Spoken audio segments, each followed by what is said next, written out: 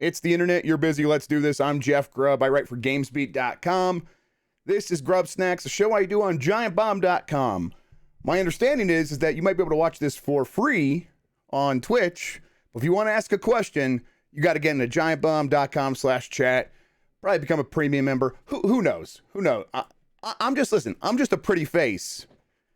I just show up and do what they tell me. And really, that leads us into the real topic of today, which is my beautiful face, which has been disfigured. I got you can't really see it too much anymore. Maybe you can. My nose is a little bit on the very tip, is a little bulbous, more bulbous than usual. I got a bit of an infection in there, and it was making it big and red, and I walked in the room, and my wife laughed at me, which is always a good feeling.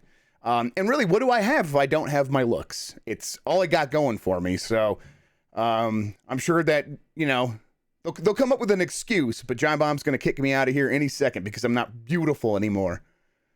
I'm not beautiful. I got antibiotics. It's seems to be doing something. It feels better. Took some ibuprofen. That helps too with like the pressure in my nose. And it's not even like in the actual nose part, it's just in the very tip and in the bridge. It's still pretty tender to the touch. That still hurts. Ouchie. But I'm doing better. Thank you for your concern. Really, the worst part yesterday was like it was painful, but also like I could feel my body fighting off the infection, and that just wore me down. I'm feeling much better though, so we can get into some video game news. I have a little bit to talk about this week. Last week was a little bit more jam-packed than what I have this week, but we can always get to the questions. There is still stuff happening. And I bet mostly we'll get into it in the questions. I just wanted to start here with Nintendo Switch and Nintendo Switch Pro, I guess, Nintendo Switch 2. So Nvidia has had a ransomware attack that has led to the people who did the ransomware attack beginning to leak some of the data that they collected as part of like the threat of them trying to shake down Nvidia for money. And as part of that, they released some of the source code for DLSS, which is deep learning super sampling, the very impressive cutting edge tech that enables them to rebuild images from less data using deep learning and machine learning. It's very good stuff. It's only getting better. It's getting better all the time. It's very cool. In the source code, however, there was a reference to something called NVN2. And this is key because the Nintendo Switch's, the original Nintendo Switch, its graphics API within Nvidia was referred to as NVN. So we had NVN, and now we have NVN2. This is almost certainly the graphics API for Nintendo Switch's successor. Now, I know you are going to be like, oh my God, we cannot be talking about the Nintendo Switch Pro again. Well, probably not so much. This is probably the Nintendo Switch 2. This is probably the full follow-up. But even that, I understand people are a little bit over this conversation. But I will say that when it comes to leaks and figuring out what's going to happen next with Nintendo, these sorts of leaks, these sorts of digging into data, digging into code, that was the one way that we got fully accurate information about the Nintendo Switch OLED edition. There were people who were digging in, who were, diving into Nintendo updates and saying that there's references to a new model that has a slightly larger screen, and stuff. And there's references to OLED but nothing else looks new. The chipset isn't new, nothing like that. And so, when people were coming out and saying, well, that's going to happen, and then all this other stuff was going to happen. Well, that other stuff didn't happen, but the stuff that was in the source code, that was real. And so now here we are again, getting sort of a glance inside of the source code. This feels much more likely to happen. I mean, it's not too surprising. Nvidia working on a new graphics API. Now there is references to new, using DLSS and stuff like that, even ray tracing. This thing should be using, I believe it's the, I'm trying to remember the name of the new generation of Nvidia graphics cards, internally. I can't remember, but it's basically it'd be a cut down version of GPUs that they are already making, but made for mobile. And it seems like it should be very, very powerful. It would be a massive leap over the original Switch. So that's exciting. And that would also lend credence to the idea that this is the Nintendo Switch 2. Now, obviously, this is going to happen because the Switch has been very popular. It's been selling very well. And when the original Switch launched, Nvidia and Nintendo weren't sure that it was going to be this massive hit. But even at the time, they're like, we are inking a 20-year partnership. We are looking forward to working together for the next 20 years. So even then, Nintendo and Nvidia knew that they would be working on a successor together, and they were planning to do so. Now, however, it's clear that with the success of the Switch, with the success of this form factor, clearly people want to play big, powerful, real games on the go and be able to dock it to their TV and have an even better experience. This is something people want, and it's been proven. This is a market that exists and is massive and attracts families and huge amounts of spending on software. Everyone involved sees this as a big win and worthy of investment. Now it seems like they are going to invest big and make this new custom Nintendo Switch 2 chip even better, and basically make it so that it's not like, 5 years down the line. We just had the 5-year anniversary of the Switch.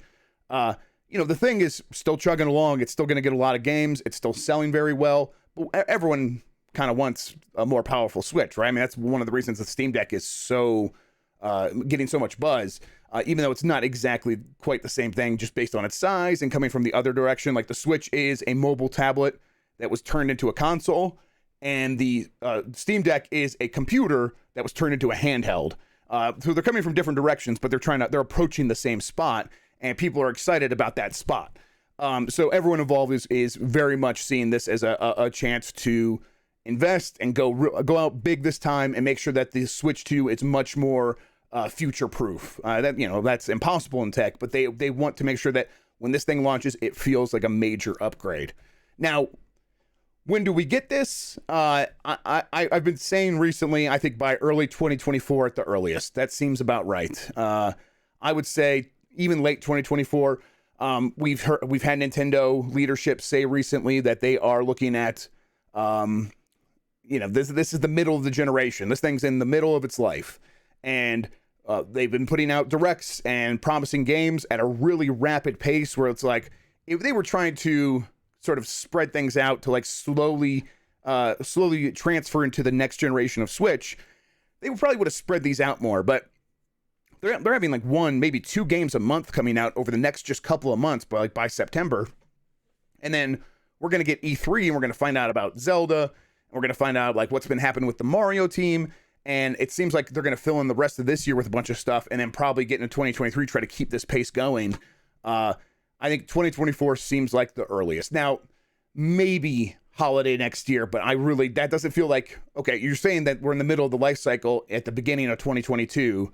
Launching a new console at the end of 2023 is probably not like, okay, well then the Switch was just in the middle. No, that doesn't fit so much. But so yeah, I would say 2024 is when you can expect this thing, and that gives them also plenty of time, both at Nvidia and Nintendo, to make sure that they are getting the most cutting edge technology, making sure that DLSS is in a place where it can run super well on a handheld and extend battery life like way longer than anyone expected. That's the sort of stuff that could really kind of keep the Switch relevant in a world where we're going to be getting Steam Deck 2, and we're going to get a lot of other companies looking at the success of the Steam Deck and being like, we should probably be in that space. And, we're one of a handful of companies that can subsidize it in the way that Valve has subsidized its hardware. And then Nintendo's going to kind of be over there with Nvidia, and they're going to be like, oh, well, here's our offering. Here's something that is built for mobile, built for families, built for like little hands. And also it runs games better than you would expect. 4K. It's going to be able to do 4K on televisions with DLSS, and isn't that impressive in this little tablet? That's where we're going to be. And by 2024, we should easily be there. Okay. So just a couple other things, and then we'll get to the questions. Like I said, I didn't have a ton this week. Nintendo Switch Sports, it sounds like it's going to get basketball and dodgeball. I think that this is, if you've been paying attention at all to Nintendo and their sports games, like the Mario sports games, they've been doing this sort of thing where they launch the game with a certain set of features and a certain set of gameplay options.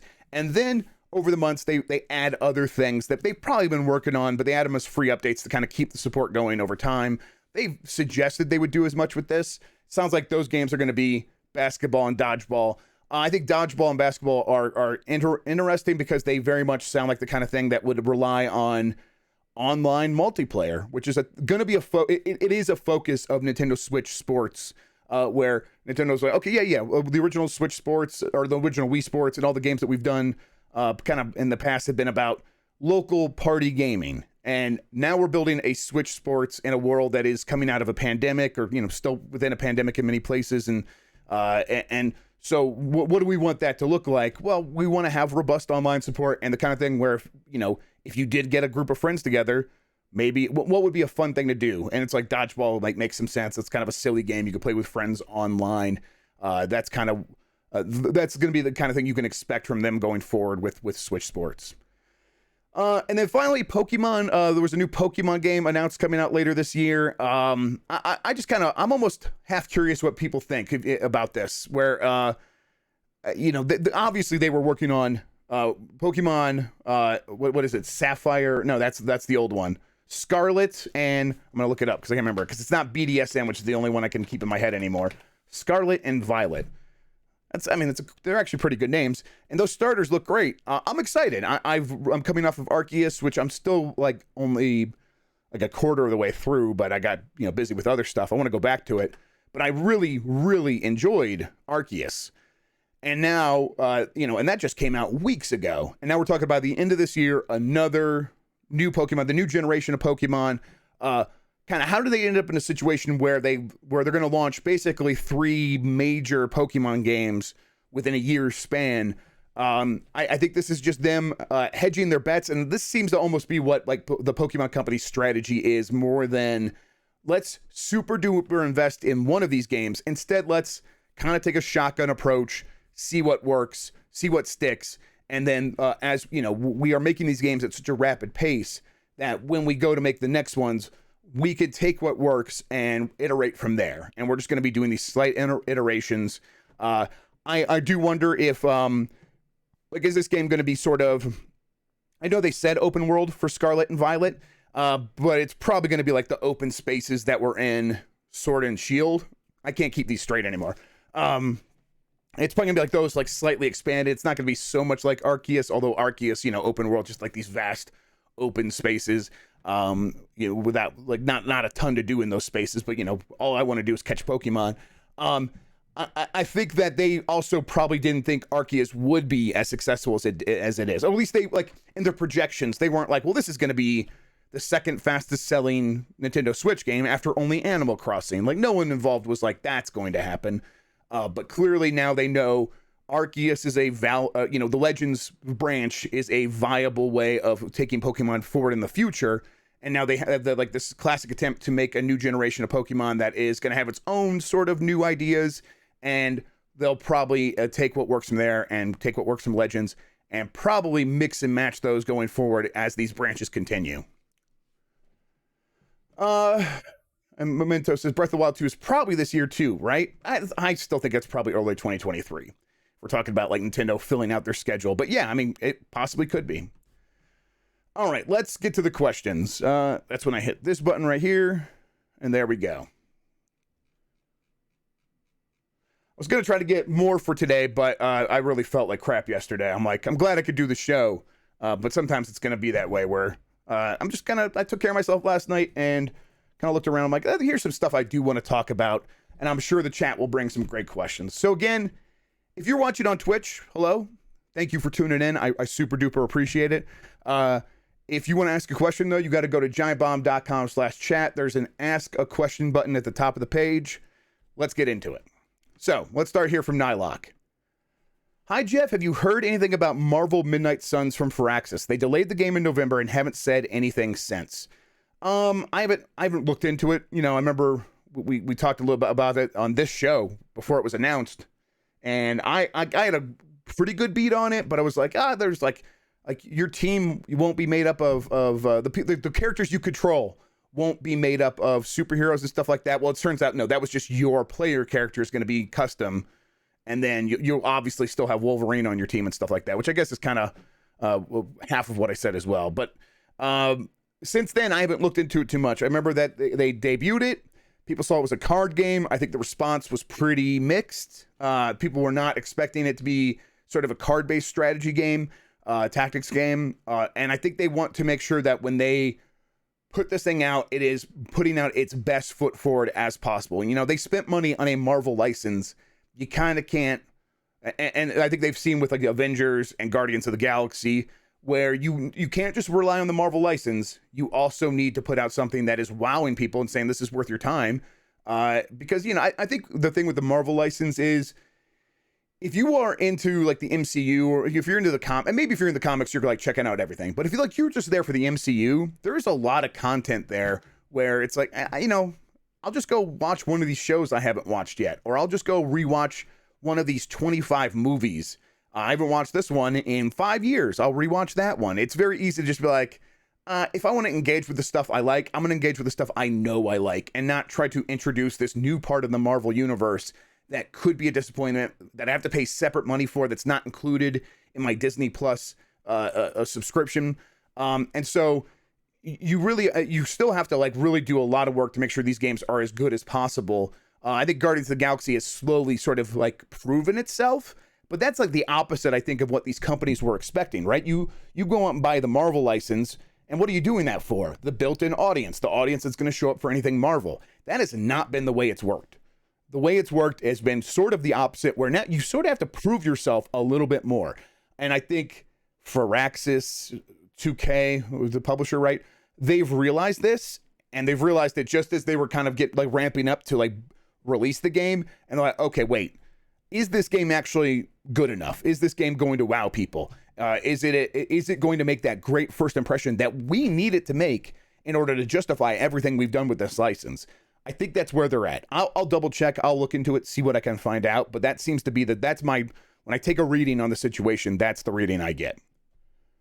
From Jordan Midler, who I believe owes me dinner for the amount of traffic we got him last week after he did the New Vegas 2 story. Hey, Duder, I am once again asking where my Skate 4 is.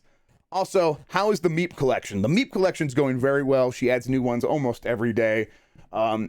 She's got extended family members, and grandma sent her a bunch of little crabs and stuff, like little ones, and then there was a big crab, and she's been taking the crab around the house everywhere. Most of the time she gets one of these lobsters, and it just goes into the lobster cove in the bed, and she keeps them there. But with that one, she's been taking around the house. Also, I realized that I bought one of these little cheap Chinese handhelds. You know, I love those things. I bought one that like looks like a Game Boy Advance, and it's red like a lobster. And she keeps it with her Meeps, and I think it's because it's clamshell. I think she thinks it's a clammy. And I asked, Addie, is this a Meep? And she goes, yes, just yes. So, I mean, the definition of what a Meep is it's dynamic and impressive. Where's your Skate 4? I mean, I'll say that EA is not in the midst of planning EA Play for this summer. We talked about that a little bit a few weeks ago. I don't think that's changed. Does not seem like they have any sort of plans to do an EA Play. So, you know, if they were going to do a summertime reveal sort of thing, I would expect it to be there. Now, that doesn't mean, like, EA doesn't need to do EA Play. They don't need to speak to, I mean, what's an EA fan? Right? Honestly, I think that's where EA is like at right now. We're like, they're probably saying like, what is an EA fan? Like, do those things exist? And I don't know. I don't know if I've met anyone who considers himself a fan of EA, where it's like, oh, EA's doing EA Play, I gotta watch that as a fan of Electronic Arts. Like, no, I've never met that person. So if they have Skate 4 ready to go, like, they can speak to their audience by putting that into the Xbox showcase that almost certainly will happen this summer, or putting it in a state of play, or probably more likely, if Sony would have them put it in the PlayStation showcase, which seems to be a much bigger deal and does get more attention, like gets the most attention. So they would probably try to wedge it into there. That makes some sense. But they are not planning an EA Play for themselves anytime soon, at least. So I would say, I don't know. I don't know when we're going to hear about it next, but I probably still later this summer, probably at one of these major showcases from another company. All right. Let's keep going. From Dio Game, there's a rumor going around that From Software is making a game for Xbox Publishing. Is that legit? Also, do you think Summer Game Fest will be in June or earlier/later if E3 is truly MIA again. I think that Summer Game Fest, if we're talking about Jeff Keighley's Summer Game Fest proper, I think it still takes place in that time frame. You got to put yourself in Jeff Keighley's shoes. He's got a bunch of different showcases now that he's in charge of. He's got the Game Awards in December, obviously, but he also has Gamescom in October. There's probably other things I'm forgetting. He does other, there is a window in the summer open that he has done Summer Game Fest in, and I think he's got that momentum. He wants to keep it going. He's also the guy that has run EA Judges Week in the past. At least that's my understanding. I don't know exactly how that works, but my understanding is Jeff Keighley has put together Judges Week, and I wouldn't be surprised if he still does Judges Week, but he calls it Summer Game Fest Judges Week and sort of flips it on its head and says, yeah, we're going to keep going, but these are games that are going to be at Summer Game Fest. What is E3?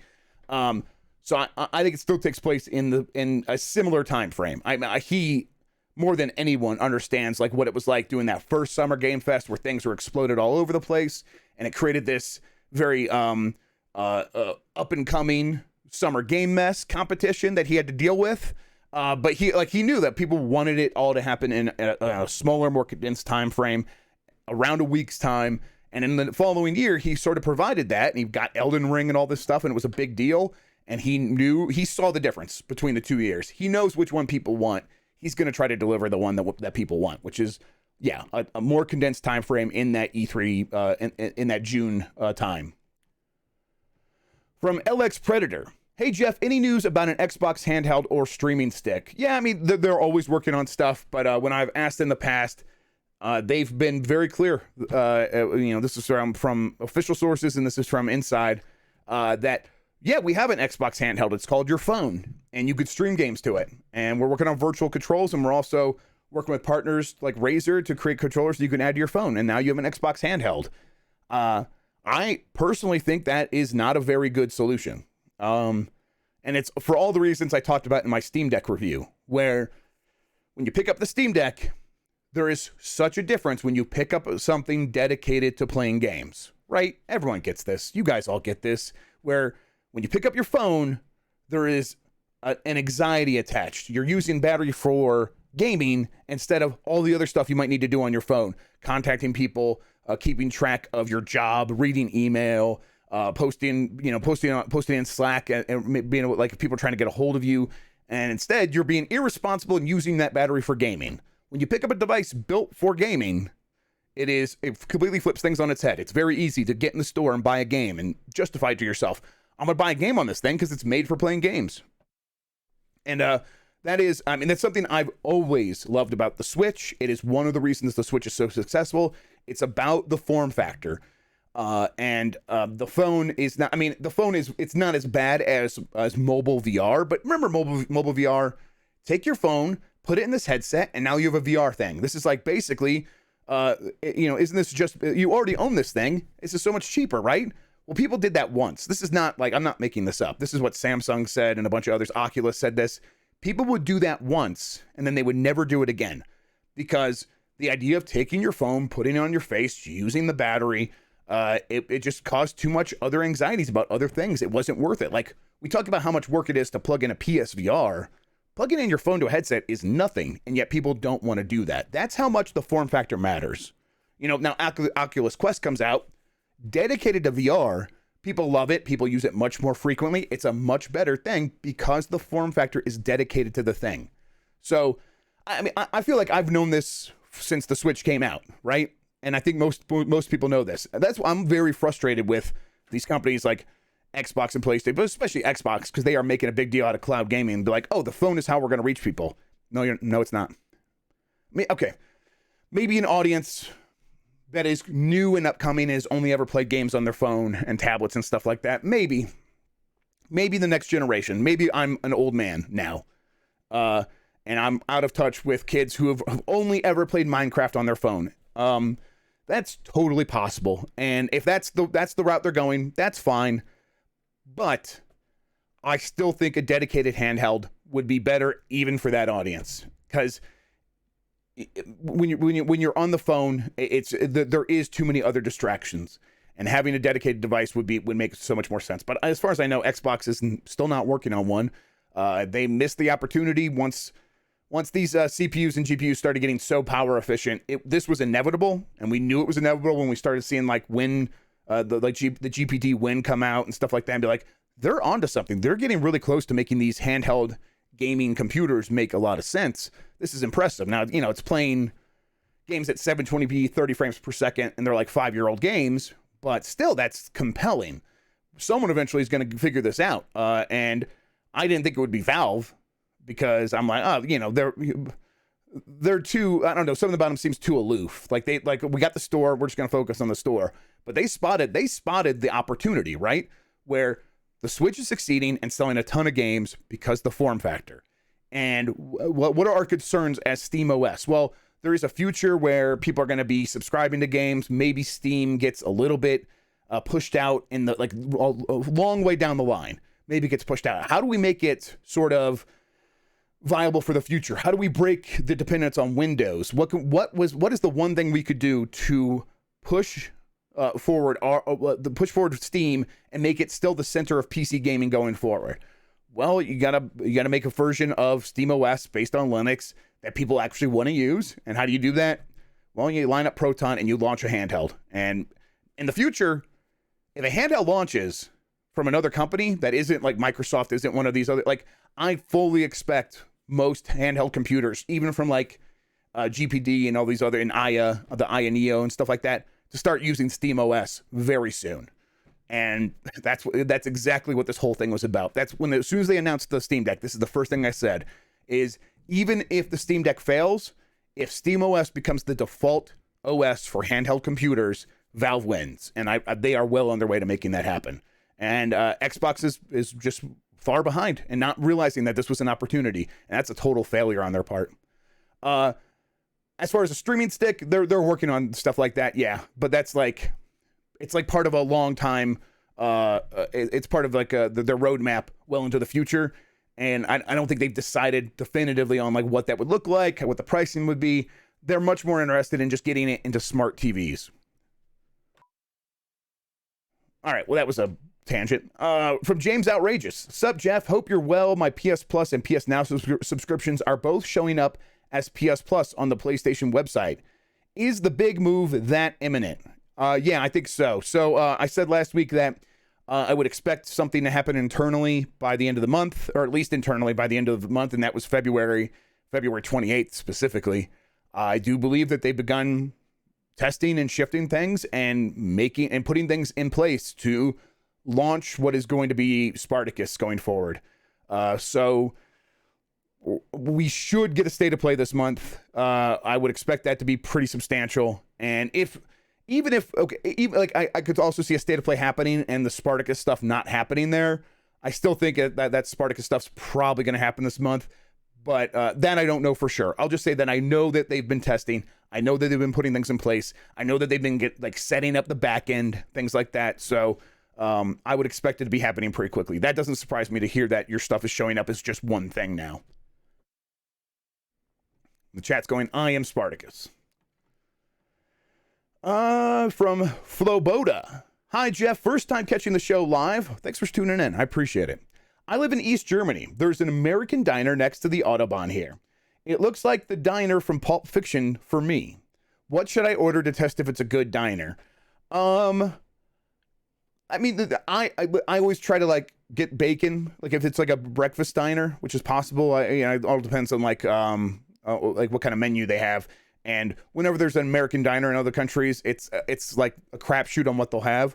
But I remember I had a hotel room once right outside a diner, and they would make bacon in the morning, and it was just the best smell in the world. And so if they know how to make really crispy, great breakfast bacon, try that. But if you everyone could do eggs. I think you probably got to get a cheeseburger. If you go there for dinner. And if it's, big and greasy and delicious with like big, fries, then you'll know. I bet it'll be pretty good. From Mike Acid, Kid Icarus Uprising remake. Any Kid Icarus coming anytime soon? Maybe. I mean, there are teams available that maybe could do it. I mean, But I don't know. That Icarus Uprising had like this big lead up to it, and everyone's like, bring back Kid Icarus, bring it back. And they did, and it was weird on 3DS, and people liked it and said it was a good game, but it wasn't like this major launch for them. It wasn't this major success. But that's one of those games that I think they should try to get ported, right? They should probably try to just port that to the Switch and save it, basically. Like, they don't have a dual screen handheld anymore. As far as I know, they don't have any plans to like do like a dual screen throwback anytime soon. If they were going to do it, it would almost certainly just be just DS games and not 3DS games.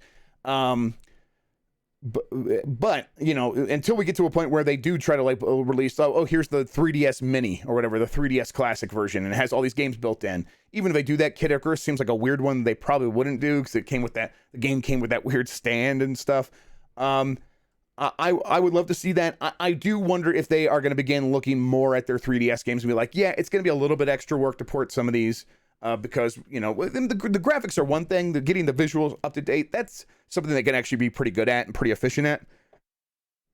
But figuring out how to get 3DS games to work on a single screen device, that's a little bit more complicated. And I wonder if they really have there's so much still that they could bring back that's made for a single screen. That it seems like they are less likely to work on anything that requires that sort of development creativity. This is what happened with Super Mario Galaxy 2, right? We're all like, hey, why was it Super Mario Galaxy 2 in the Super Mario 3D All-Stars collection? They're just saving it for later? No, they have to figure out the problem with Yoshi, and they probably just weren't satisfied with like the quick solutions they came up with. They're like, this is going to require more work than it's worth, and so we're not going to do it. I think that's what happened there. Probably keeps happening with a lot of 3DS games. Although, A Link Between Worlds should just be on the Switch. Like, that should just happen. That should have happened forever ago. From Slain McAwesome. I only need to know one thing today. Is Gex a Meep? Almost certainly, I will find out. But I wonder if Dana Gould starts talking, I wonder what she'll think. If it's still a Meep. I'll ask her. She's in preschool right now. So I'll ask her when I get a chance. From Otaku Coder. You hear about Nintendo taking down YouTube vids showing their games emulated on the deck. On an unrelated note, do you have a backup channel? Yeah, let's check and see if it's still up. I very specifically did not show the Switch, which I believe was the bigger deal. Once the Switch video went up from the Fox, I think is the channel, that's when Nintendo acted, but maybe it was like all the videos. I actually haven't looked too closely. So far, so go. Hang on. No, that's okay. I was like, a copyright owner claimed some content in your video, but it's still just that thing from the Nintendo Direct last month, which of course it was. No, we're still doing good. It's doing pretty well from for my channel at least. Impression click-through rate 6.8%. That's pretty good for me. So that's not too bad. Maybe I could do an even better thumbnail. Thumbnails. I got good at headlines, not good at thumbnails, not good at YouTube headlines where it's like you really do just have to lie to people, or you have to like be really sensational. And no hate to anyone who's working the game on YouTube. Like, get your money, get your bag. But it's always like Nintendo makes huge acquisition. I'm calling out RGT right now. Nintendo makes huge acquisition or whatever, or acquires huge Nintendo developer, and it's that SRD team that they spent like $400,000 on or some shit. Or it's like, a massive game leaks, and it's like, it's a game we already knew about, but like a version of it leaked online. And so like you have to like basically just lie to people. I'm not good at that yet, although I want to be. I'm not saying I'm not better than it. I want to be good at that. My brain doesn't work that way yet because I've been working in, text headlines for so long. And we've been very much adverse to doing clickbait stuff. But hey, I'll embrace clickbait. Let's do it. All right. From Otaku, no, we got that one. Mr. McCrinkledink, Mr. Grubb, have you checked out any of the games from the Steamnexfest? And if so, any that looked interesting to you? I've not had time. Been really focused on the Steam Deck. It's still early days for the Steam Deck. There are aspects of it that's like, there's so many new ways to use the device. So many questions. That it was, first of all, it was really difficult to review because of that, because I put out the review and people are like, what about this? What about this? What about this? And I'm like, yeah, that's a really good question. I want to get to that. So I'm like, basically keeping my review going. Like one thing we tested, Christian's in chat, he helped me test it. We installed Discord from the Discover store in the Linux desktop version of the Steam OS. Then we added that as a non-Steam game, so then I can open it from the gaming mode of Steam OS, and then I let it run in the background to see if it would work in the background while I'm playing a game, and it worked flawlessly. Not only that, the microphone, which is a really good microphone, I posted an example of that on GameSpeed if you want to hear it. The microphone, it's a really good microphone. It sounds much better in Discord than in Steam, the Steam voice chat, which compresses it way more. So it's like, okay, yeah, you probably want to keep using Discord, and you can in the background while playing Elden Ring. I was playing Elden Ring, and Discord was running just fine in the background. So you didn't ask about the Steam Deck, but that's why I haven't checked out the Nextfest, because I've been busy with that thing. It's just Kevin V. Are there any types of questions you wish you got more on this show? Gaming is a very wide space, so I know there's a lot of types of discussions to be had. Also, what webcam are you using? Thanks as always, Grubb. This is the Razer Kiyo Pro, which I like a lot. Of course, it's Razer, so it has some bugs and some issues, but I haven't experienced too many of those. Normally, I use it with Nvidia Broadcast, but that broke on me a couple weeks ago, and it's no longer outputting video for, like, I could see the preview of this camera in Nvidia Broadcast, and it's no longer outputting from there to other devices. If anyone has a fix for that, let me know. I think it happened after I installed firmware for AverMedia, this AverMedia capture card. So if anyone has any thoughts about what I could do to fix that, let me know. Yeah, I like this camera a lot. I don't know. If I want to discuss something, I'll bring it to the show. And I mean, as you see, people ask questions, and that leads me to think about something else, and then I'll just talk about it. So if I feel like I want to talk about something, I'll find a way to do so. It's not too problematic for me to like figure out a way to bring the stuff I'm interested in. And I mostly do want to hear what people want to ask about themselves, because then I know what people are interested in. I could sort of even if it's like, okay, well, I know that that's what you want to talk about, but here, like, that what you're asking is, I understand it. Here's why you should care about this other side of the thing that you're not quite considering, and everyone's open to that. And I'll always try to find the way to make it the most interesting to me, which I think it makes it the most interesting to the audience for the most part. So as it is, I think I'm getting great questions, and I kind of don't have requests for anything specific. At least not that I can think of. Not that my brain would be able to think of anything if I wanted to. From Christian, how is your nose doing? Yeah, it's doing better. I would say it looks a little bit inflamed, right? And I guess if you're not watching, if you're listening later, it's not too bad. It's not grotesque or anything, anybody.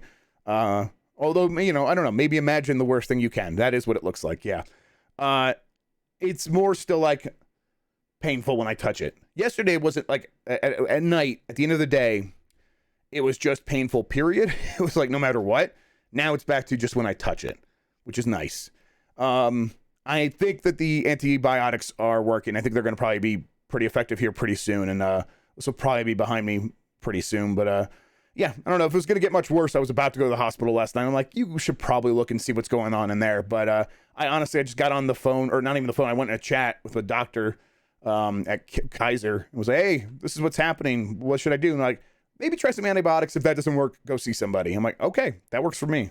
And like 10 minutes later, I was at the pharmacy and ready to go. So that was very nice. From Doug Foot. Happy Thursday, Mr. Grubb. With the next core Pokemon game coming out this fall, is there enough time for the team to take feedback from Arceus and apply it to Scarlet/Violet? It seems like 7 to 8 months isn't enough time to really make those adjustments.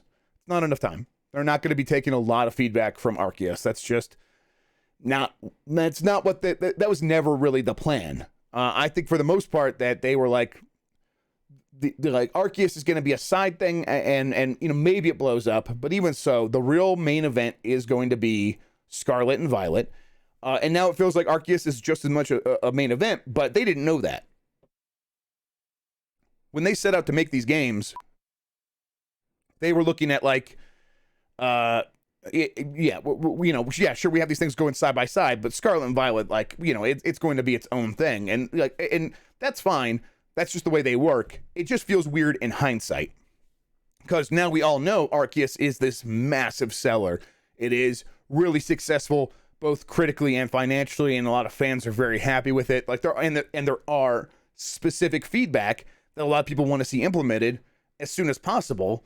But that was the idea was never to take Arceus and be like, okay, now what are we going to learn from this so we can apply it to the next mainline new generation of Pokemon. That was never the plan, even though now it feels like obviously that should have been the plan.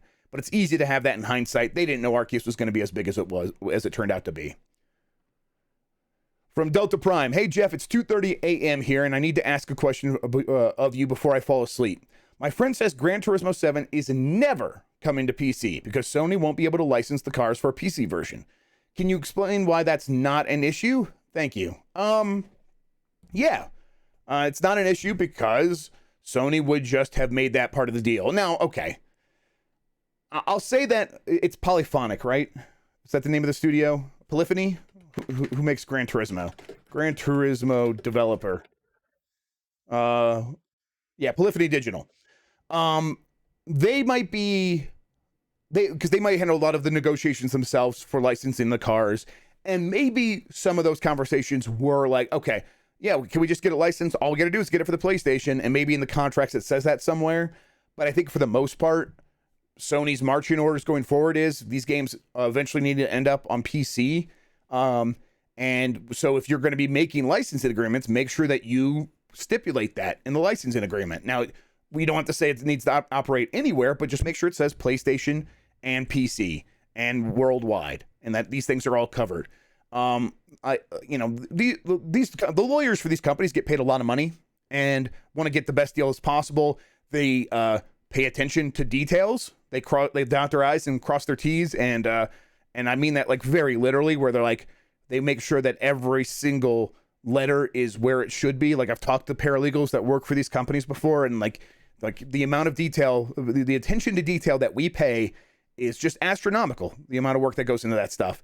And so when you have a bunch of people who are super detail oriented and they know the marching orders from the higher ups about like what should be the lifespans of these games, it's not like these are like, they're not like coming to these developers later and be like, now make a PC version. It is very much understood that you start with the PlayStation version and these games are going to live a second life on PC and build everything with that in mind. And these people who are very detail oriented would very much make sure that any sort of licensing agreement would take that into consideration for the most part. Now, again, maybe Polyphony has been doing stuff its own way and something fell through the cracks. But if that's the case, they would just not use those cars in the PC version, and just the cars they could get licensed for a PC version, they would just use those in there instead. They would just make the PC version of Gran Turismo 7 and just make it slightly different. This is probably not much of an issue beyond that. All right. From Watchmen, how wild was that Leafs Wings game on the weekend, and why can't hockey be like that more often? I got to be honest, a lot of Red Wings games right now are like that. Not 10-7, like that was, yeah, that's wild, but a lot of games are just sort of track meets up and down the ice. The Red Wings are very young and very fast, and so they try to outskate with everybody, and that's like how they compete. Their last game was much more constrained and much better than that Toronto game, which was kind of just very frustrating to watch. Actually, it was exciting, but it was also very frustrating. I think the coach called it fool's gold when they started to come back, and I agree with that. I love the Wings. This year they've been a really good team. They're a fun team to watch no matter what. Like if you want, like if the Red Wings come to your city, go watch a game with them, because it should be at the very least very entertaining. From It's On Me, is my FOMO warranted, or should I go with my gut and wait for a new iteration of the deck with better battery life? Okay, this is one of the things that I most want to test and just sort of, I wish I could dispel. I wish I had the power to dispel one thing on my own. The battery life in the Steam Deck is not bad. It is just period not bad, and people like. It's just that you have control. It's just that you're the person in control, and so you have to have you have to be the one who's constrained.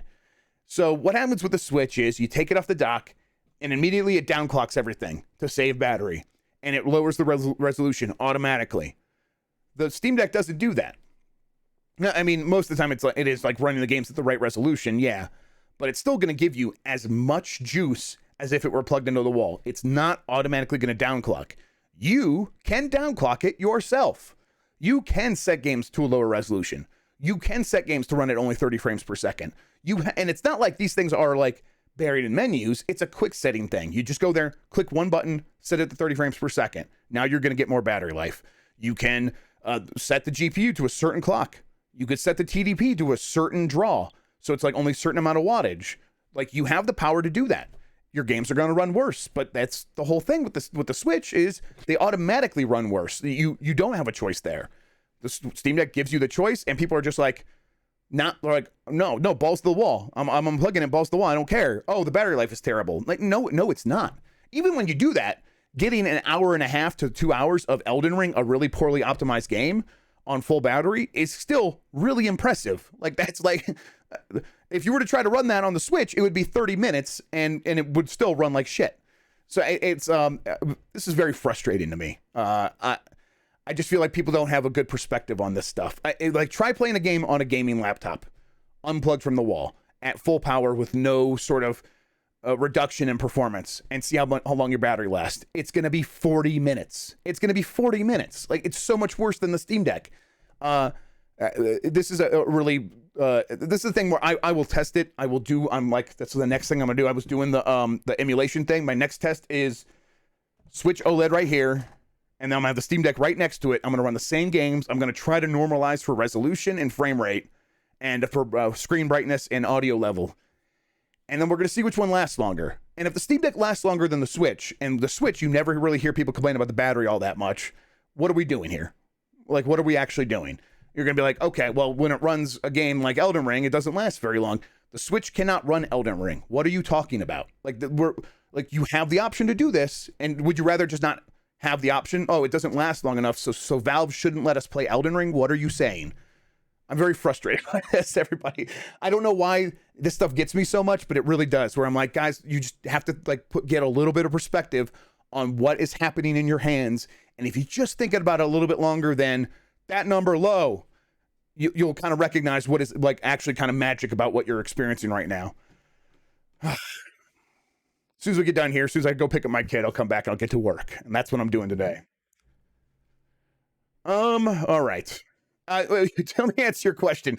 The FOMO is warranted. It's great. If you feel like, I don't know, I think this thing is going to be great for good. Like, this first generation of Steam Deck is going to be highly sought after for the next couple of years for its on-the-go emulation capability. Like Dolphin. I got Dolphin running Vulkan going recently, running GameCube games, and that runs at 8 watts per whatever, however they measure that. It's running on 8 watts of power, and that's as opposed to like RPCS 3 or Elden Ring. Elden Ring uses like 22 watts of power, and so I'm getting like 4 or 5 hours of battery life running GameCube games on the Steam Deck. I mean, come on, does even Super Mario Galaxy running natively on the Switch, does that even get that long? Not really. But like, I'm not gonna, whatever. I'm not gonna go back to that conversation.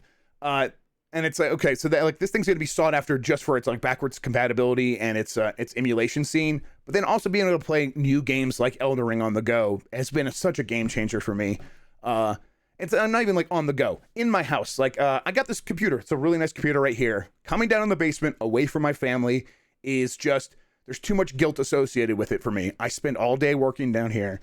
At night, I want to go be with them and be near them. And, or even like if I want to take some more time for myself and do something else, like last night or 2 nights ago, I worked out. I just like grabbed the kettlebell. I did a 30-minute workout, and then I got done and I was very, very tired. It was a very tough workout. The beanbag's right there. I fell in the beanbag with the Steam Deck and I just laid there recovering, playing Elden Ring for an hour. That is not something I was able to do before. Where it was like, okay, I'm just in this place, and I'm like almost too tired to get up and go over to the couch and get everything going and start playing a game over there. I'm just gonna lay here, and it's right here in my hands. For me, that is actually a huge difference. Maybe that doesn't sound like much to a lot of people. A lot of people live very different lives where it's like, no, the place I crash is in front of the TV, and it's very easy for me to turn on the system. What are you talking about, Jeff? For me, it's a little bit different, and having the option to sort of just lay down anywhere and keep my game going. The proof is already in the pudding. Where I've played 30, almost 40 hours of Elden Ring now, almost 98% on the Steam Deck. And that's a game where I would probably be like 5 hours into it if I had to come down to my PC. Or even if I had to like stream it to my phone or something like that. I just wouldn't dedicate my phone battery to that. So For me, it has been great. It's been excellent. If you do wait, it's gonna the next generation is gonna be smaller, gonna be lighter. The battery life will be better. It's gonna be more powerful. Absolutely, all those things are true. I don't think that negates like the benefits of what the Steam Deck is now, though. Grubb jacked. All right. From Bad at Games, not to be too much of a downer, but have you heard anything surrounding the reception of Ukraine's request to bar Russian players from online games? I haven't heard much, but the sort of the word on the street is most companies are like quietly doing that. Most companies are like quiet, like they're afraid to take money from Russian players right now. They don't want to be the one company that's doing that. This hurts the regular Russian citizen more than it hurts Vladimir Putin, but that's the situation that Putin has put the Russian people into. It's awful across the board, but I believe that many companies are just going to quietly begin doing this because it's become so widely accepted as this is a good or that this is the right thing to do right now. As a response to this aggressor nation invading another nation. I think once the thing with Swift happened, and again, I'm not an expert on this stuff. I've been trying to read up on it. I'm really not. I'm not going to try to speak too much out of my area of expertise on this, but it seemed like once Russia was removed from Swift and was no longer able to sell its treasuries or whatever it is on the Swift market. Again, I don't know how it works, but once that happened, that was like a big move, and everyone's like, "Oh my god, okay, well then everyone's taking this really seriously." Like all Ukraine could do, or all Russia could do, really is sell its gas, and that's it. Everything else is like kind of stuck in its economy, and its accounts are frozen. Once that happened, everyone's like, "Okay, everyone's taking this super seriously and doing as much as they can on the financial side of things. We can't be the one company not in line with that." So. I think this is going to quietly keep happening for most companies. I believe that even there was a report that Valve has begun denying people trying to create accounts in Russia. So, yeah. From the Shums, any thoughts on the apparent killer sales number for Elden Ring and what that might mean for FromSoft going forward? I mean, it means that they're going to be able to like write their own check going forward, or basically they'll be able to like determine their own future. When they're a rock star now, not like literally the Rockstar game company. They're a rock star where like they could be a diva now. I don't know if that means they will be, but they could be a diva if they wanted to, and they could basically say, hey, the people want our games. Whoever we're going to work with better like give us what we want to be able to make our games, and we're going to do it on our timeline. Look, we took longer with Elden Ring, and look what happened. So kind of knuck up if you're ready to buck up, basically. I think it probably means that also they are going to be very highly sought after on the acquisition market. I know it's Kadokawa and all that stuff, but I mean, people are going to want From. They're going to want them. Like they know that From is moving the needle. And so if the next game from is going to be even bigger, like it'll have to like meet expectations for them to continue the momentum after that. But the next game from them should be even bigger than this. And that alone is the kind of thing that could get a lot of people very excited to be like, we need them. Now, I don't know if that necessarily happens. I just think that companies are obviously going to want to make that happen. From Hey, it's Dale. When will we get another Transformers game that's at least at the quality of the War 4/Fall of Cybertron games that High Noon made? I don't know. I'm not sure. Seems like the kind of thing that could happen at any moment or not for another 10 years. But I don't have a good answer. I'm sorry. High Noon is, I'm sure, is working on Call of Duty, right? Once Microsoft fully comes in and takes over, maybe that changes. And I think Activision still has a pretty good relation. Might even still have the Transformers license or the license for making games. But I don't know for sure. I'm sorry. From Shadow Viper 00. Hi, Jeff. Is it true that the nose knows? This nose knows shit. This one, I don't know anything. My nose is right now. It just wants to like jump off my face and punch me in the nuts. That's what it feels like. That's what it feels like it's doing. That's all it knows. From Leaves, does a game like Guardians hitting Game Pass increase or decrease the likelihood of a sequel? I realize this is probably an impossible question. Yeah, excuse me. It's different for every game, right? It's going to really depend on sort of the reception of it. But my hunch here is that it increases the likelihood, because my expectation here is that Guardians of the Galaxy is probably going to be a pretty big hit on Game Pass, because it's already had this really positive word of mouth buzz. Square Enix has already talked about how the things they've done to help the game sell better have been working, and that's because of the word of mouth buzz. Really not anything Square Enix has done other than lower the price. And really, I mean, I guess this now, which lowers the price to whatever you're paying for Game Pass. But if it builds up like a cultural following through Game Pass and becomes like this really big deal, becomes like a staple of Game Pass, where it's like, yeah, you're gonna get Halo, you're gonna get Forza, yeah, Starfield's coming out, you get Guardians of the Galaxy. If it's like that, like fourth or fifth game people are mentioning on Game Pass, it's the kind of thing where its cultural cachet grows enough that maybe for the sequel there is enough people out there who just can't wait to play it that they'll be there day one to buy it. Or maybe Microsoft comes in and says, we will help publish it, we'll help pay for it. We already got this great deal going where you got your team working on Perfect Dark for us. Let's sort of like, you're scratching our back, we'll scratch yours. Let's make this like a circular sort of jerk, and we'll figure out like what we can do to get this Guardians game going, and let's launch Guardians of the Galaxy 2 on Game Pass. Or you can put it out everywhere, but it's day one on Game Pass because it's working so well for us. These are things that could happen, and I think they're the kinds of things that make quite a bit of sense once you recognize that Microsoft still has a ton of money to spend, like in their Game Pass budget specifically. They have billions of dollars set up in the Game Pass budget, and it's like, if we get a hit that's not one of ours, and there's a chance to do a sequel, but we need to be one of the ones putting up some money to make that happen, or providing support or whatever, or guaranteeing a certain level of sales by putting it in Game Pass, well, we're going to have to be the ones to spend that money and make that happen.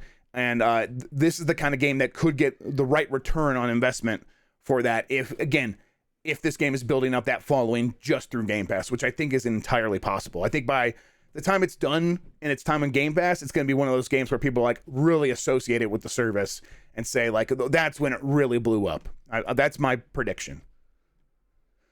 From Looter Jennings, with Violet and Scarlet announced, should I give up hope on an Arceus DLC? Also, you should get into wrestling. I like wrestling. I've been watching, actually, I've been going back and watching Nitro, Monday Night Nitro from 96, 97 recently. I actually started doing that a long time ago. Got distracted. Now I'm back, like, trying to continue where I left off. That's when I, like, first really got into wrestling. And I remember, like, Sting showing up and blowing my mind and being like, oh my God, what is this Crow guy? This is awesome. I love the Crow. And so I'm like trying to like relive those memories. I watch AEW here and there. I like that stuff. I always really like its Carney lineage, and like the how the verbiage and stuff all comes from like Carnies and stuff. So yeah, I like it. Don't give up on Arceus DLC. I'm almost certain there will be Arceus DLC. From Hyuzen. Hey Jeff, what's Team Asobi working on? I assume it's probably another VR exclusive PSVR 2. Yeah, they're almost certainly working on a VR game for Astrobot. Excuse me. I hope we get an Astrobot game beyond that, but at the very least, yeah, PSVR 2 Astrobot is almost, seems like a certainty. From Sevward, which other third-person action-adventure game can transition to open world, like Zelda and Dark Souls, and have the same success? I think Metroid actually would. I playing that Halo game, playing a few others recently. I'm like, and actually playing Metroid Prime on the Steam Deck. I'm like, I bet Metroid could go a little bit more open and still maintain what Metroid is. It doesn't have to. I still like Metroidvanias. 3D Metroidvanias are some of my favorite. It's like my favorite genre. So if they don't do that, I will be totally fine. And they don't need to do that. They don't need to go open world. That's not what I'm saying. But the question is, what game do I think could transition to open world and have success? Metroid. I do believe that. From Dokoto, what is the worst thing about the Steam Deck? Yeah, it's size and weight. It's lighter than it looks, but it's still pretty heavy. So I And I think I have like, to me, they just feel like right size hands, but I think my hands aren't small. I don't think they're big either. I'm not like, oh, look, check out my big man hands. But I do wonder, like, if you were to like get that $400 version for like a 12-year-old, maybe it might be a little bit too big for them. Although I think for 12, like for a kid, that $400 version as like their first gaming computer makes a lot of sense in every other way.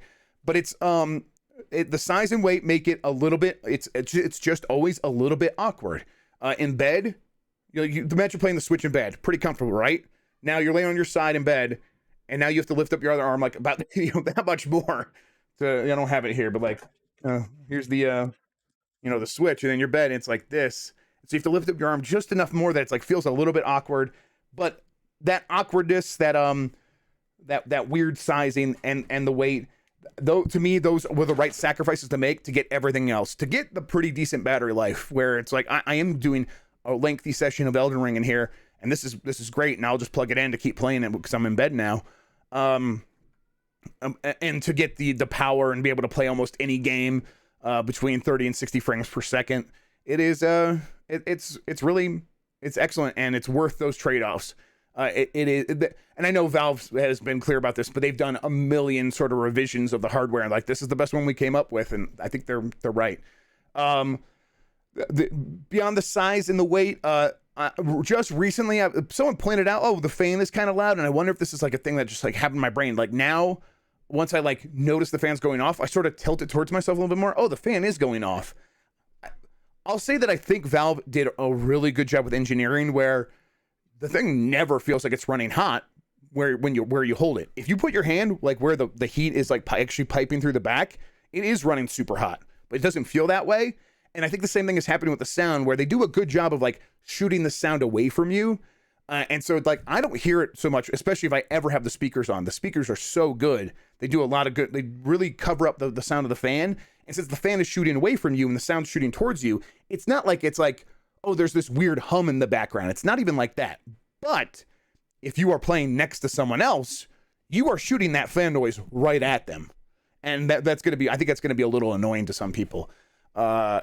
It's those sorts of things where it's like, that's just physics. The things we're talking about are like the limitations of Newton's third law of thermodynamics at a certain point, where there's just not anything they can do about this stuff. Like, the Steam Deck is an x86 full computer. It's got a trillion little switches flipping on and off 5,000 times per second. That creates heat, it turns out. And you got to do something with that heat. And it's like, okay, well, these are all problems with every computer. How do we solve this and still make it a pretty comfortable device? They did that, but those things are still limitations. I don't know. Who did the thermodynamics? I can't remember. Excuse me. I talk about video games, all right? I specifically got a job at video games, so I wouldn't have to remember who came up with thermodynamics. If it's not Newton, I don't remember who it is. Yes, that's right. New GrubbSnax segment called That's Just Physics. All right. From Fireproof 2004, Jim Thermo, Ted Thermo. Thank you very much, chat. From Fireproof 2004, Jeff, I would have likely picked up Gran Turismo during a gaming slump, but in the shadow of Elden Ring, I definitely won't, even though they are completely different games. Can Elden Ring hurt Gran Turismo sales? I mean, in the way that every game could sort of hurt every other game sales, like, yeah, people have a finite gaming budget, and Gran Turismo is $70, right? I'm sure, maybe it's not, is it? Because, okay, it probably is $70 to get on the PS5, right? Or that's one they didn't promise to have a free upgrade. Either way, even if it's $60, it still has, like, people have a finite budget.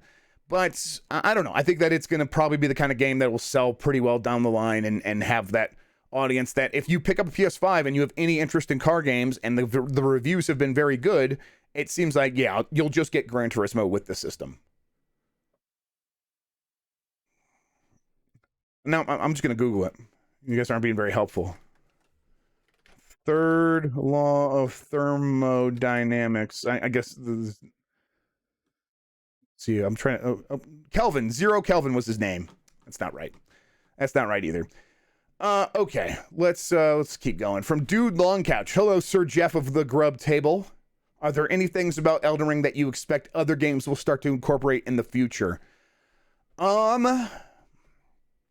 Probably. I was just thinking about how I really hope no one on the Zelda team is playing this game, because I don't want them to get ideas and be like, well, now we got to delay the game further because we got to do this stuff. It's tough to say, because the thing it does exceptionally well is its world, right? Its world is so expansive and also so detailed, and everywhere is so beautiful and looks so alive when you're just kind of looking at it. And it really does feel like a fantasy book, a fantasy novel's map at the beginning of the book, where it's like, oh, you can unfold this thing and see the map of the world. It feels like one of those come to life in a way that no other games really succeeded at. Other games have come close and succeeded in their own way, but this definitely feels like one of those worlds fully realized for the first time, in my opinion. I think other games will be like, oh, we really do have to step up our game in terms of world design. And that's like, well, of course you're going to have to do that. That's kind of how I feel, where it's like Elden Ring's raised the bar, where I think Zelda's Breath of the Wild's world was very much in the same sort of lineage, but it's also 5 years ago now compared to this, which is this feels like at least a 5-year leap over what we were getting out of Breath of the Wild, and worlds like The Witcher 3 or whatever. Like that's even longer. It feels like a significant leap over those games because it's been that long. And I think a lot of games were probably operating under the assumption like, we basically just got to be about Skyrim level. And if we're at Skyrim level, games aren't pushing things that much further because it's just too expensive. And I think Elden Ring's made it clear that, oh no, the worlds are going to get bigger and yet more detailed, and you're going to have to raise your bar on that stuff. There's probably other elements, like more mechanical elements, that other games will take. I think other games will think about being more challenging and more obtuse and letting players discover stuff. I think things will begin trending in that direction after Elden Ring's success, because I think that that the argument versus like, oh, it's handholdy versus whatever, maybe simplifies it too much, but I do think games are going to recognize, or developers are going to recognize, there's a lot of value in letting gamers discover stuff on their own. And if they don't want to, well, gamers will discover the stuff and then put it online, and you could just look it up there. And not everything has to be answered in the game itself. And that's been true of Souls games for a long time as well. So that's why I hesitate to be like, that's what everyone's going to learn from Elden Ring. Well, that's what they've been learning from Souls games for a very long time. But now this game is a massive blockbuster success. And so it's going to be hard to ignore. Like, some people are going to want to take lessons from it because, like, well, what can we do to be like them? Most other companies are probably going to fail if they try to be exactly like Elden Ring. But if you just take a few small pieces from it, you'll probably be able to find success yourself. From Zcrits, hey there, Grubsky. Do you know if any big unannounced Game Pass releases are on the way? I don't know. I think that I would expect more stuff like Guardians here pretty soon. They, like I said, that big budget they want to spend. It seems like they're spending it on stuff like Guardians of the Galaxy. There'll probably be more stuff soon.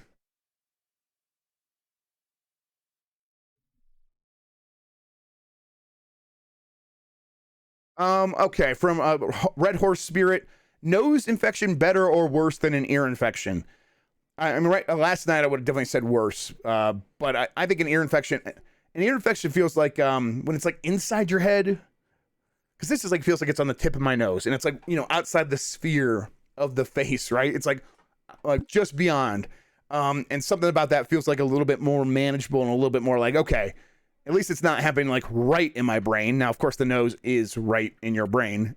It just doesn't necessarily feel that way. That's why I got it checked out right away. I'm not gonna fuck around with this. But ear infections still feel like, well, that's just my brain that you're in right now. That's scary and painful, and it feels like there's nothing you could do about it other than like hold your ears and just hope for the best. But so I'll probably say ear infection, but I could just be like no selling the nose infection, which was fucking terrible last night. From Final Dasa, do you think Valve will release new Steam Decks every year or so, or is this just the Steam Link Part 2? Well, they are clearly going to release these things. They're going to release an update to this. They are invested in this in a way like this. Like Steam Link was part of figuring out where they needed to go. They were like feeling things out about how to define the future of Steam and Steam OS and PC gaming. And like Steam Link was like part of that feeling around in the dark. Obviously, Steam machines were as well. but there is a reason that this is the thing that not only did they, not only are they spending a lot of money on, now they're putting a lot of investment into building up all the tools to make this work, like they are leading development on Proton and stuff like that to make sure Windows games run on Linux. But they are like seriously subsidizing the cost of this device in a way that only makes sense if they expect this thing to lead to a lot more video game sales. And if that is a recipe that actually works out for them, that is the kind of thing where you're gonna keep supporting it, because at a certain point that's a perpetual machine of creating. The more you put into it, the more you're going to get out in terms of people spending money on your store. And so the people that are holding out right now, that are hearing about the battery life and are like having a little bit of like, oh, might not be enough for me and all this stuff. Well, version 2 is going to be like even more appealing. And if the hype coming out of the first one is as good as it is right now and continues to build as people play around with these devices and stuff, and now you get a chance to get in on the ground floor of the second version, and it's still pretty well subsidized, and it's even better, and it's lighter, and it has even more storage and all this stuff, and they've solved all the problems. I mean, it's going to be irresistible to a lot of people at that point. And so yes, this is not going to be the Steam Link Part 2.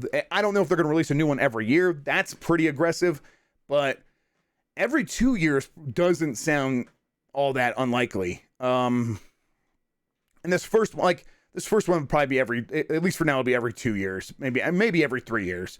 I think they might try to go a little bit faster for this first revision, just because this feels like it is pushing up against the limits again of physics, but also of like costs and all this stuff. And they're doing it in a world in a pandemic. And yet they somehow still got this thing out and made it really super affordable. I'm imagining they're taking a pretty serious loss on these devices. And so they're probably gonna be like, okay, not only can we get a second version out that answers a lot of the criticisms, but it also is more affordable for us to make. And also we know that we can invest more in production because it's going to be successful, because we've already had that proven by the first one. And so maybe we want to rush to that revision faster than we thought we were going to. And so maybe it's a little bit shorter, but I still think 2 years is probably the right timeline. For Matty Hawks, Square Enix doesn't seem to have faith in their Western studios. Do you see someone doing a group deal for Crystal Dynamics Montreal and Enix Europe, or just Crystal Dynamics? Are we finally going to get the quadruple A somber Gex reboot that we all need? Yeah, I don't know. I mean, Square Enix, I think I said this, like they have stepdad energy when it comes to their Western studios. They're just always disappointed in them, always riding them and give them a hard time and stuff like that.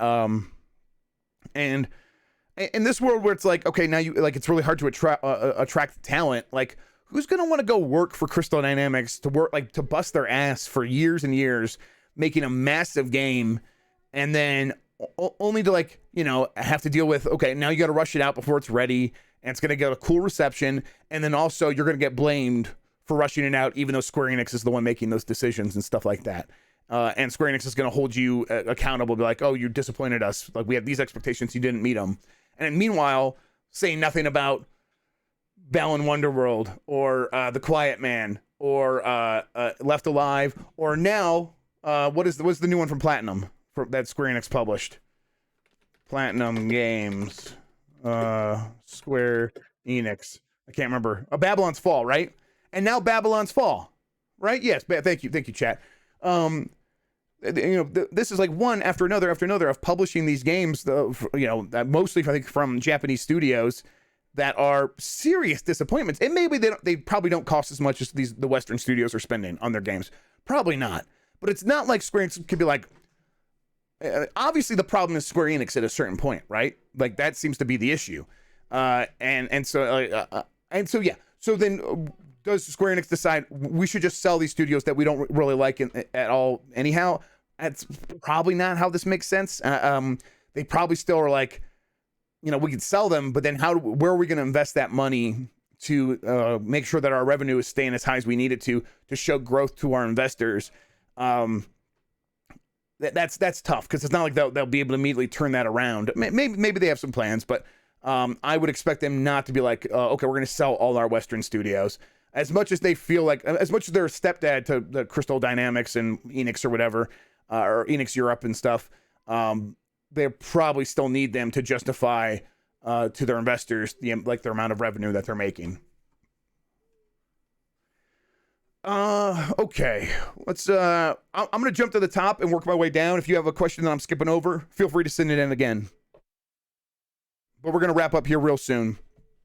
Okay, from that Pinguino, any whispers about Final Fantasy IX remake? I think it was just like they're probably going to do a remaster of many of those games still, just like they did with Final Fantasy VIII and stuff like that. I think Tactics is the next one, though. Tactics seems like the next one that's going to get that treatment, so keep an eye out for that. From Talking Bidoof. So, Ubisoft, I think, is that? Yeah, it's the Ubisoft logo. Are a bunch of ding-dongs, but is Square still all in on NFTs because they want a new thing to blame for bad financials? Will IO catch a break? I don't know. Square, I mean, that's that letter from the CEO of Square, the president of Square, whatever, on New Year's Day, talking about NFTs feels like it was in a different world at this point. Just feels like an entire eon ago. And if you were to try to write that letter today, would be like writing that letter today would be just be completely laughable, even though it was very laughable at the time.